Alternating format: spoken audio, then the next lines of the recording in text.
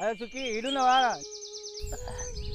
అన్నా ఇల్లు కావాలన్నావు కదా, ఆ గాంధీ బొమ్మ దగ్గర ఉన్నది, ఒకసారి పోయి చూసిరా. సాయంత్రం పోయి చూద్దామే, సరేనా?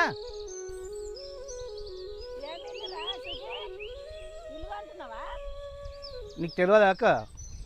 ఊరంతా తెలుసు అలాగైతుందని. పిచ్చోడు ఉన్నట్టున్నాడు, తల్లిదండ్రుల మీద ఏర్పడతా గీ వయసులో ఉన్నదే ఒక కొడుకు.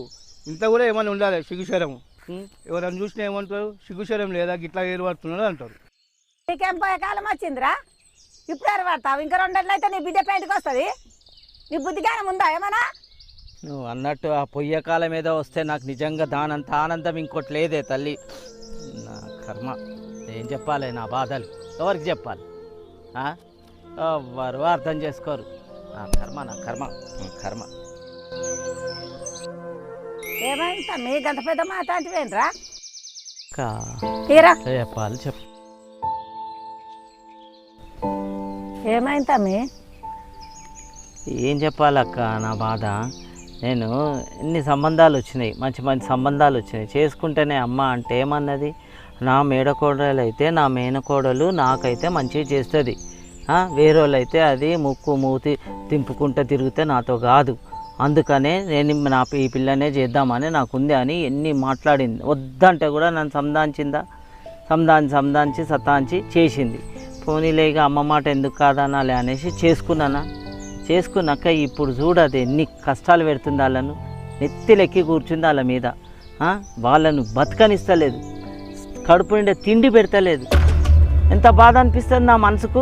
వద్దంటే చేసింది, ఇప్పుడు ఆమె చేసి ఆమెనే కష్టపడుతుంది కదా, నాకు బాధ అనిపించదా?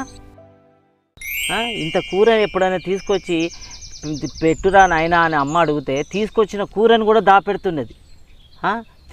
పెట్టినట్టు పెడుతుంది, బుచ్చపల్లకి వేసినట్టు వేస్తుంది. ఎన్ని చెప్పాలి ఇంకా? ఆ బాసనలన్నీ తోమాలంటే ఈమె పొద్దున్న లేచి ఏం చేస్తావు అనేసి, ఈమె పొద్దున్న లేవగానే 4 గంటలకు లేచి బాసనలు తోముతుంది. ఎంత పని చేసుకొస్తుందో. ఇల్లుకు ఏం చేస్తావు, పిల్లల్ని నేను స్కూల్ తీసుకుపోవాలి, నువ్వైతే ఇల్లుకు అని అంటుంది. మళ్ళీ అప్పుడప్పుడు స్కూళ్ళకు కూడా పంపిస్తుంది. ఎన్ని కష్టాలే. ఇప్పుడు అమ్మని చూడాలనా, నేను పెళ్ళాన్ని చూడాలనా? ఇప్పుడు ఎవరిని నేను నెత్తిలెక్కించుకోవాలి చెప్పు?